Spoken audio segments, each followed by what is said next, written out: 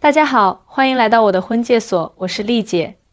每天在这儿，形形色色的相亲故事就像电视剧一样轮番上演。今天呢，我就给大家唠唠最近发生在我眼皮子底下的一件事儿，保证精彩又真实。故事的主角是个35岁的姑娘，叫小慧。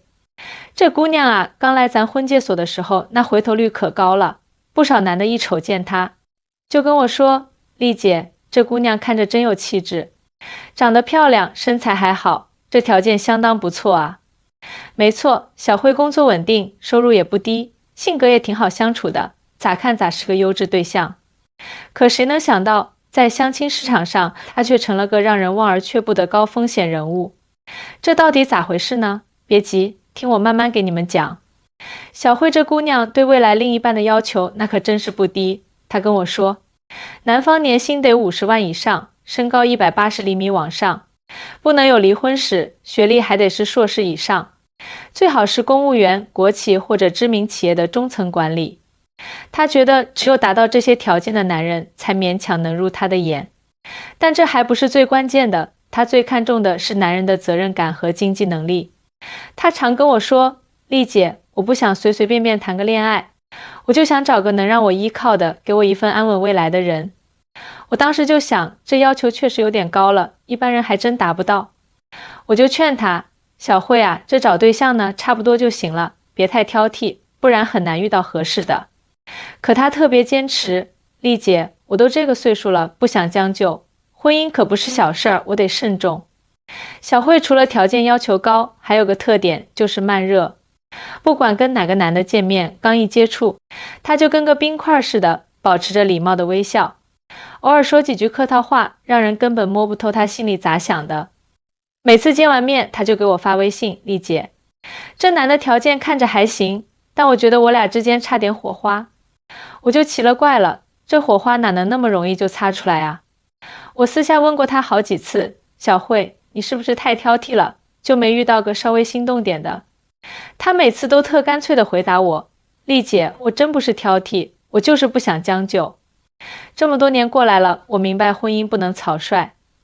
可你们也知道，来相亲的男的大多都带着明确目的，想赶紧找个合适的结婚。很多人见个几次面，要是感觉差不多，就想定下来。像小慧这种慢热的态度，真不是每个男的都能受得了的。特别是那些相亲经验丰富的，一看小慧这样，心里头立马就不耐烦了。就说有一次吧，我给小慧介绍了个叫阿强的男士。这阿强可不得了，是一家有名 IT 公司的高管，年薪100万，身高185，长得帅，性格也挺好。关键是他刚跟前女友分手，正急着找个靠谱的人重组家庭呢。他俩第一次见面，我就听阿强跟我说，小慧表现得特别冷淡。阿强心里虽然有点不满，但毕竟是有素质的人，还是尽量克制着，保持着绅士风度。后来阿强觉得小慧条件也不错，就主动提出再见面聊聊。结果呢，小慧直接拒绝了，说我觉得咱俩之间没啥共同话题，可能不太合适。阿强一听，脸色当时就变了，心里肯定不高兴啊，但还是耐着性子说，你不觉得咱俩应该再深入聊聊吗？我觉得你挺有趣的。小慧还是那副冷静的样子，淡淡的回了句，谢谢你，但我觉得咱俩不合适。这一下阿强的情绪彻底崩了，冷冷地说，你是不是觉得自己特完美，才这么挑三拣四啊？你要真想找个完美男人，那估计得等到天荒地老了。这话一出口，直接戳中了小慧的痛点，小慧当时就愣住了，心里肯定不好受，但她还是强忍着情绪，平静地说，我不觉得自己完美，我就是不想将就。你要是不能理解，那就算了，我知道这事儿以后心里挺不是滋味的。小慧这慢热的背后，其实是她对婚姻的高要求和对未来的不确定感。她都35岁了，女人到了这个年纪，心理压力多大啊？所以她对待感情才会这么慎重，一步都不敢走错。但像阿强这种急着找对象结婚的，哪有耐心等小慧慢慢产生火花啊？男人们可能觉得小慧这种女的要求太高，太挑剔。但你们知道吗？小慧这些年也不容易啊。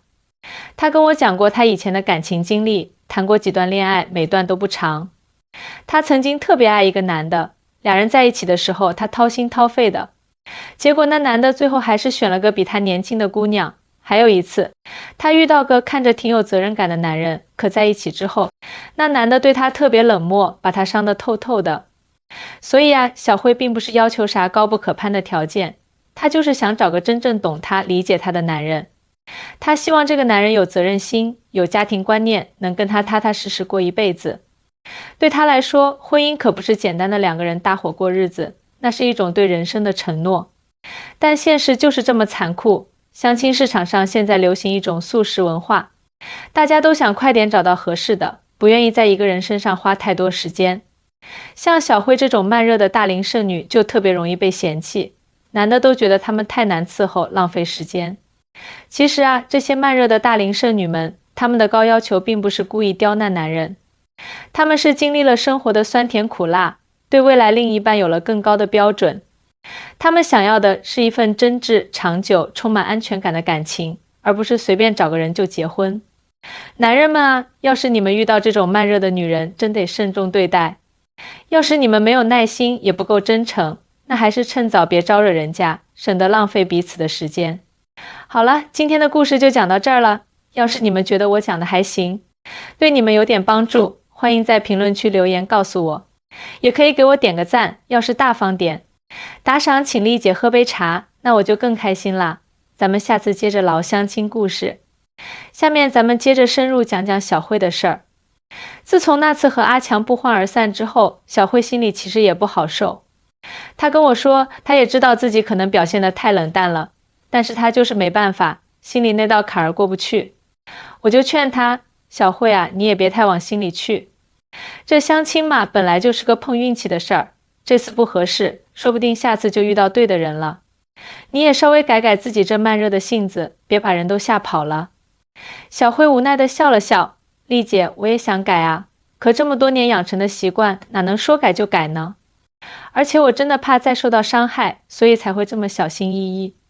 后来我又给小慧介绍了几个男士，有个叫阿辉的，是个公务员，学历是硕士，身高182，年薪也能达到小慧的要求。阿辉这人性格挺开朗的，第一次见面的时候就跟小慧聊得挺开心。小慧对他印象也不错，跟我说，丽姐，这个阿辉感觉还挺靠谱的，跟他聊天挺舒服的。我一听心里挺高兴，想着这次说不定有戏。可谁知道过了几天，小辉又给我发微信说，丽姐，我觉得还是差点感觉。阿辉虽然各方面条件都不错，但是我跟他在一起的时候就是没有那种心动的感觉。我就问他，那你觉得什么样的感觉才是心动的感觉呢？你不能一直这么虚无缥缈的找啊，得现实点。小慧说，我也说不清楚，就是那种两个人之间有默契，能互相理解。他一个眼神我就能明白他意思的感觉。我当时就想，这要求也太理想化了，哪有刚认识没多久就能达到这种默契程度的啊？但我也不好打击他，只能继续劝他，小慧啊，这感情是需要慢慢培养的，你不能一开始就要求这么高，你得给人家机会，也给自己机会。可小慧还是坚持自己的想法，后来又陆陆续续见了几个男士，情况都差不多。不是小慧觉得对方不合适，就是对方觉得小慧太冷淡，太难追。有一次小慧跟我说，丽姐，我有时候都怀疑自己是不是真的不适合结婚，为什么别人找对象都那么容易，我就这么难呢？我安慰她，小慧，你别这么想，你这么优秀，只是缘分还没到，你得相信总有一个人在等着你。其实在我做婚介这么多年里，像小慧这样的情况还真不少。很多大龄剩女，她们自身条件都不错，就是因为各种原因，在相亲市场上屡屡受挫。有的是因为之前受过感情伤害，变得小心翼翼；有的是因为对自己的定位不准确，要求过高；还有的就是像小慧这样性格慢热，让男的觉得很难接近。我就想啊，这相亲市场到底是怎么了？为什么就不能多给这些慢热的女人一些机会呢？难道就因为她们不能马上给出回应，不能迅速进入一段感情就被否定了吗？就拿小慧来说，她其实是个特别善良重感情的人，她对婚姻的慎重恰恰说明她对感情的认真。她不想随便找个人结婚然后又离婚，那样对自己和对方都是伤害。她想要的是一份能够长久的感情，这有错吗？再说说那些男士们，他们很多人在相亲的时候只看重眼前的条件，看对方长得好不好看，工作怎么样，收入高不高，却忽略了最重要的一点，就是两个人之间的感情基础。他们不愿意花时间去了解一个人，不愿意去等待对方慢慢打开心扉。比如说阿强，他虽然条件很好，但他太急于求成了。他没有耐心去了解小慧为什么慢热，没有尝试去走进小慧的内心世界。他只看到小慧表面的冷淡，就觉得小慧是在挑三拣四，这对小慧来说是不公平的。而小慧呢，她也得明白，这个世界上没有十全十美的人。她对另一半的要求可以有，但也得适当调整，不能因为之前的感情经历就把自己封闭起来。她得学会主动一些，勇敢地去表达自己的感情。其实，在相亲这件事上，双方都得做出一些改变。男士们要多一些耐心和理解，不要被表面的东西所迷惑。而像小慧这样的慢热剩女，也要试着放下防备，给别人一个了解自己的机会。话说回来，小慧在经历了这么多次相亲失败之后，她也开始反思自己了。她跟我说，丽姐，我觉得我可能真的得改改自己了。我不能一直这么被动，这么慢热。也许我之前错过了一些好机会，我听了很高兴，鼓励她。对呀，小慧，你能这么想就对了，你得主动出击，遇到合适的人就大胆的去接触，去了解。说不定下一个就是你的真命天子呢。从那以后，小慧确实有了一些改变。她开始主动和我分享她相亲的经历，不再像以前那样只说结果。她会跟我讲和对方见面时聊了什么，对方的哪些行为让她觉得有好感，哪些地方她觉得还需要再观察。有一次我给她介绍了一个叫阿杰的男士，阿杰是国企的中层管理，学历是博士，身高183，年薪也符合小慧的要求。而且阿杰性格很温和，很有耐心。第一次见面，小慧就主动和阿杰聊了很多。他不再像以前那样只是礼貌性的回应，而是主动分享自己的生活、兴趣爱好。阿杰也很认真地听着，还时不时地发表自己的看法，两个人聊得特别投机。见面结束后，小慧兴奋地给我发微信，丽姐，今天和阿杰见面感觉特别好。我们聊了好多，我觉得他是个很懂我的人。我听了也特别开心，说那就好啊，你可得抓住机会，好好和人家相处。从那之后，小慧和阿杰开始频繁的约会，他们一起看电影、吃饭、散步，感情越来越好。小慧也不再像以前那样慢热，她会主动表达自己对阿杰的关心和喜欢。阿杰也很珍惜小慧，对她体贴入微。有一次小慧生日，阿杰精心为她准备了一场惊喜派对。他邀请了小慧的一些好朋友，在派对上，阿杰当着所有人的面向小慧表白：小慧，从见到你的第一眼起，我就觉得你是我一直在等的那个人。我知道你之前受过伤，所以才会小心翼翼。但我想告诉你，我会一直陪着你，给你安全感，让你不再害怕。你愿意做我的女朋友吗？小慧感动得热泪盈眶，她毫不犹豫地答应了阿杰。那一刻，我看到小慧脸上洋溢着幸福的笑容，我知道她终于找到了属于自己的幸福。小慧和阿杰在一起之后，经常会来我的婚介所看望我。每次看到他们恩恩爱爱的样子，我都特别欣慰。小慧还跟我说，丽姐，真的特别感谢你。如果不是你一直鼓励我，我可能还一直沉浸在自己的世界里，错过阿杰这么好的人。通过小慧的故事，我想告诉大家，相亲虽然是一种快速寻找伴侣的方式，但它并不是一场交易。在这个过程中，我们不能只看重对方的条件，更要注重两个人之间的感情培养。对于那些慢热的大龄剩女们，不要因为害怕受伤就把自己封闭起来，要勇敢地去尝试，去寻找属于自己的幸福。而男士们呢，也要多一些耐心和理解，给他们一些时间和空间，说不定就能收获一份美好的爱情。好了，今天关于小慧的故事就讲到这儿了。希望大家都能从这个故事中有所收获，找到属于自己的幸福。要是你们还有什么想听的相亲故事，或者有什么相亲方面的问题，都可以留言告诉我。记得点赞打赏，咱们下次再见啦，再跟大家唠唠。其实在婚介所工作这么久，我见过各种各样的相亲案例，像小慧这样从高要求慢热到最终收获幸福的，真的挺不容易。这也让我思考了很多关于相亲和婚姻的问题。现在很多人相亲都太过于功利化了，一见面就开始互相打听对方的房子、车子、收入，好像这些物质条件就是衡量一个人是否适合结婚的唯一标准。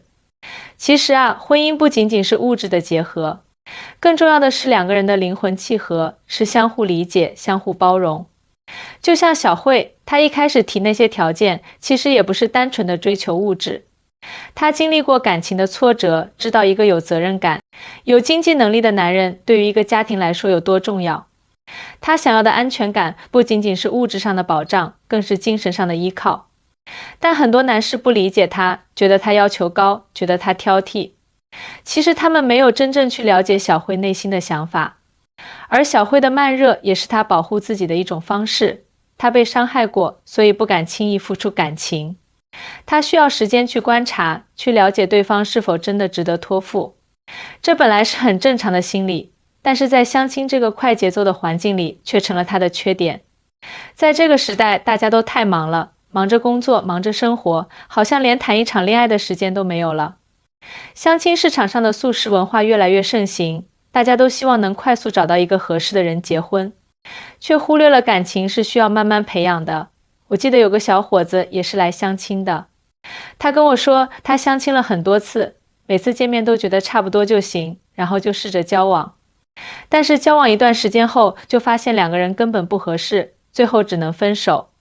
他很苦恼，问我为什么总是找不到合适的人。我就跟他说，你每次相亲都太着急了，没有真正去了解对方。你只是看表面的条件，觉得差不多就在一起，却没有关注两个人的性格、兴趣爱好是否合拍。感情不是凑合，是要找到一个能和你共度一生的人。还有个姑娘，她条件也挺好的，但是因为之前被男朋友背叛过，所以对男人特别不信任。每次相亲，她都带着一种审视的眼光去看对方，总是觉得对方会像她前男友一样伤害她。这样的心态让她很难和相亲对象建立起良好的关系。我跟她说，你不能因为一次失败的感情就否定所有的男人，你得放下过去的包袱，重新去相信爱情，不然你永远都找不到幸福。其实相亲就像是一场冒险，我们不知道下一个遇到的人是不是对的人，但是我们不能因为害怕失败就不去尝试。就像小慧，她经历了那么多次失败，但是她没有放弃，最终还是找到了自己的幸福。对于那些在相亲路上迷茫的人，我想说，不要着急，不要焦虑。相亲只是一种认识人的方式，不是决定你人生幸福的唯一途径。在这个过程中，要保持一个良好的心态，既要清楚自己想要什么样的人，也要学会理解和包容对方。如果你是男士，遇到像小慧这样慢热的女生，不妨多给她一些时间和耐心，试着去了解她慢热背后的原因，也许是曾经的伤害让她筑起了心墙，又或许她本身就是这种性格。不要一开始就被她的冷淡吓退，也别急于求成的表露心意或索取回应。可以从日常的点滴交流做起，分享彼此的生活趣事，逐渐拉近彼此的距离。好了，今天关于小慧和阿杰筹备婚礼的故事就讲到这里啦。大家要是在相亲、恋爱或者筹备婚礼过程中有什么有趣的经历，欢迎在评论区留言分享哦。要是觉得丽姐讲的还不错，别忘了点赞、打赏支持一下。咱们下次接着聊相亲那些事儿。